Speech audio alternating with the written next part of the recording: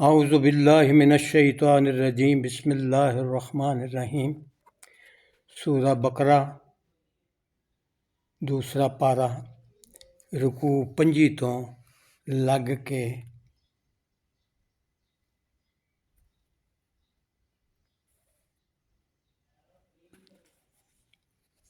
29 तक। रुकू 25 तो लग के 29 तक। पंजवें रुकू च 197 आयत तो लग के 210 का निचोड़ है। फरमाया गया पूरे दे पूरे इस्लाम च दाखल हो जाओ, पूरे दे पूरे इस्लाम ते अमल करो। पंजवें रुकू 25वें रुकू दे विच हज दे जेड़े मनासिक ने, अरकान ने, उन्हां दा जिक्र किया गया। हज दे मौके ते दुआवां लई खुला वेला हुंदा है। कुछ बदनसीब उत्थे अल्लाह कोलों सिर्फ दुनिया ही मंगदे ने, उन्हां लई आखरत विच कुछ भी नहीं। सगों जेड़े लोग अल्लाह कोलों दुनिया ते आखरत दोवां दियां भलाइयां मंगदे ने, उन्हां लई आखरत विच उन्हां दियां नेकियां दा पूरा बदला दिता जाएगा। रुकू दे आखिर विच हुक्म दिता गया है कि पूरे दे पूरे इस्लाम ते अमल करो।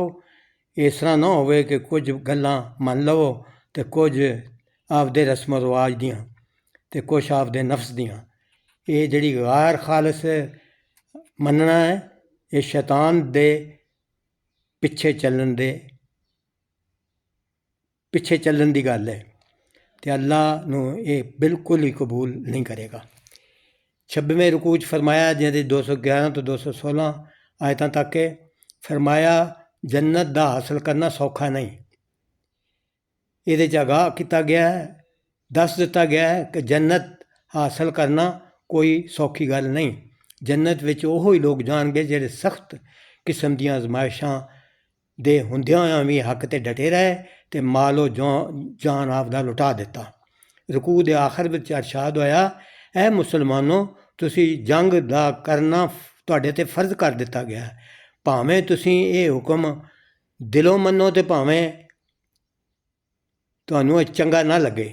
ਹੋ ਸਕਦਾ ਤੁਸੀਂ ਕਿਸੇ ਚੀਜ਼ ਨੂੰ ਨਾਪਸੰਦ ਕਰਦੇ ਹੋਵੋ ਤਾਂ ਉਹਦੇ ਵਿੱਚ ਤੁਹਾਡੇ ਲਈ ਖੈਰ ਹੋਵੇ, ਅਤੇ ਇਹ ਵੀ ਹੋ ਸਕਦਾ ਤੁਸੀਂ ਕਿਸੇ ਚੀਜ਼ ਨੂੰ ਪਸੰਦ ਕਰਦੇ ਹੋ ਅਤੇ ਉਹਦੇ ਵਿੱਚ ਤੁਹਾਡੇ ਲਈ ਸ਼ਰ ਹੋਵੇ, ਖਰਾਬੀ ਹੋਵੇ। ਅੱਲਾ ਜਾਣਦਾ, ਤੁਸੀਂ ਨਹੀਂ ਜਾਣਦੇ। 27ਵੇਂ ਰਕੂ ਜਿਹੜਾ 217 ਤੋਂ 221 ਆਇਤ ਤੱਕ ਕੇ ਉਹਦਾ ਨਿਚੋੜ ਹੈ। ਕਾਫਰਾਂ ਲਈ ਜੁਰਮ ਜਿਹੜੇ ਕਰਨਗੇ, ਗਲਤੀਆਂ ਕਰਨਗੇ, ਉਹਨਾਂ ਲਈ ਜ਼ਿਆਦਾ ਸੰਗੀਨ ਹੈ। ਜਿਹੜੇ ਕਾਫਰ ਜੁਰਮ ਕਰਦੇ ਨੇ ਉਹ ਬਹੁਤ ਜ਼ਿਆਦਾ ਸਖਤ ਨੇ। ਇਹਦੇ ਵਿੱਚ ਦੱਸਿਆ ਗਿਆ ਹੈ ਕਿ ਮੁਹਤਰਮ ਮਹੀਨੇ, ਇਤਰਾਮ ਵਾਲੇ ਮਹੀਨਿਆਂ 'ਚ ਜੰਗ, ਸ਼ਰਾਬ, ਜੂਆ ਹਰਾਮ ਹੈ, ਹਰਾਮ ਕਰ ਦਿੱਤਾ ਗਿਆ ਹੈ। ਯਤੀਮਾਂ ਦੇ ਹੱਕ ਦੇ ਬਾਰੇ ਵਿੱਚ ਵੀ ਹੁਕਮ ਦਿੱਤੇ ਗਏ ਨੇ। ਹੁਰਮਤ ਵਾਲੇ ਮਹੀਨਿਆਂ ਵਿੱਚ ਜੰਗ ਦੇ ਹਵਾਲੇ ਨਾਲ ਇਰਸ਼ਾਦ ਹੋਇਆ, ਬਿਨਾਂ ਸ਼ੱਕ ਇਹਨਾਂ ਮਹੀਨਿਆਂ ਵਿੱਚ ਜੰਗ ਕਰਨਾ ਮਨਾ ਕਰ ਦਿੱਤਾ ਗਿਆ। ਸਗੋਂ ਜਿਹੜੇ ਲੋਕ ਕੁਫਰ ਕਰਦੇ ਰਹੇ, ਅੱਲਾ ਦੀ ਰਾਹ ਤੋਂ ਰੋਕਦੇ ਰਹੇ, ਸ਼ਿਰਕ ਕਰਦੇ ਰਹੇ, ਉਹਨਾਂ ਦੇ ਜੁਰਮ ਇਸ ਤੋਂ ਵੀ ਜ਼ਿਆਦਾ ਵੱਡੇ ਨੇ।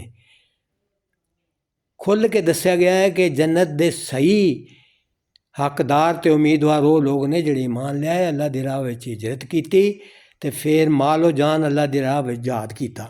ਅੱਲਾ ਦੀ ਰਾਹ ਵਿੱਚ ਮਾਲ ਲਾਉਣ ਦਾ ਆਲਾ ਦਰਜਾ ਇਹ ਕਿ ਇਨਸਾਨ ਜ਼ਰੂਰਤ ਤੋਂ ਜ਼ਿਆਦਾ ਜੋ ਸ਼ੈ ਵੀ ਹੈ ਉਹ ਅੱਲਾ ਦੇ ਰਾਹ 'ਚ ਕੁਰਬਾਨ ਕਰ ਦੇ। ਰਕੂ 28ਵਾਂ 222 ਆਇਤ ਤੋਂ ਲੱਗ ਕੇ 228 ਤੱਕ ਇਹਦੇ 'ਚ ਔਰਤਾਂ ਦੇ ਮਸਾਇਲ ਨੇ। ਇਹਦੇ ਵਿੱਚ ਹੈਜ਼, ਕਸਮ, ਤਲਾਕ ਲਈ ਜਿਹੜੀਆਂ ਖਾਤੂਨਾਂ ਔਰਤਾਂ ਨੇ ਉਹਨਾਂ ਦੀ ਇੱਜ਼ਤ ਦੇ ਹੁਕਮ ਦੱਸੇ ਗਏ ਨੇ। 29ਵੇਂ ਰਕੂ ਜਿਹੜਾ 229 ਅਤੇ 231 ਤੱਕ ਹੈ, ਤਲਾਕ ਦੀਆਂ ਕਿਸਮਾਂ ਦੱਸੀਆਂ ਗਈਆਂ। 2 ਤਲਾਕਾਂ ਦੇ ਕੇ ਫਿਰ ਅੱਗੋਂ ਰੁਕ ਜਾਏ ਉਹਨੂੰ ਤਲਾਕ ਰਜੀ ਕਹਿੰਦੇ ਨੇ, ਯਾਨੀ ਸ਼ੌਹਰ ਬੀਵੀ ਵੱਲ ਰਜੂ ਕਰ ਸਕਦਾ ਹੈ। ਅਤੇ ਅਗਰ ਸ਼ੌਹਰ 3 ਤਲਾਕਾਂ ਦੇ ਦੇਵੇ ਤਾਂ ਉਹਨੂੰ ਤਲਾਕ ਮੁਗੱਲਜ਼ ਕਹਿੰਦੇ ਨੇ। ਉਹਦੇ ਤੋਂ ਬਾਅਦ ਉਹ ਰਜੂ ਨਹੀਂ ਕਰ ਸਕਦਾ ਸਿਵਾਏ ਇਹਦੇ ਕਿ ਜਾਂ ਕਿਸੇ ਹੋਰ ਬੰਦੇ ਨਾਲ ਨਿਕਾਹ ਕਰੇ, ਉਹ ਬੰਦਾ ਮਰ ਜਾਏ, ਜਾਂ ਇਤਫਾਕੀ ਤੌਰ 'ਤੇ ਉਹਨੂੰ ਤਲਾਕ ਦੇ ਦੇਵੇ ਅਤੇ ਫਿਰ ਉਹ ਪਹਿਲੇ ਸ਼ੌਹਰ ਦੇ ਨਿਕਾਹ ਉਹਦੇ ਨਾਲ ਕਰ ਸਕਦੀ ਹੈ। 30ਵਾਂ ਰਕੂ ਹੈ ਆਇਤ 232 ਅਤੇ 235 ਤੱਕ। ਇਹਦੇ ਵਿੱਚ ਵੀ ਔਰਤਾਂ ਦੇ ਮਸਾਇਲ ਨੇ। ਰਜ਼ਾਤ ਯਾਨੀ ਬੱਚੇ ਨੂੰ ਕਿੰਨੇ ਚਿਰ ਦੁੱਧ ਪਿਆਣਾ ਅਤੇ ਬੇਵਾ ਖਤੂਨਾਂ, ਬੇਵਾ ਔਰਤਾਂ ਜਿਹੜੀਆਂ ਨੇ ਉਹ ਉਹਨਾਂ ਦੀ ਇੱਜ਼ਤ ਦੇ ਹਵਾਲੇ ਨਾਲ ਬਿਆਨ ਕੀਤਾ ਗਿਆ ਹੈ। ਸਦਕ ਅੱਲਾਹੁ ਮੌਲਾਨਾ ਅਲ-ਅਜ਼ੀਮ।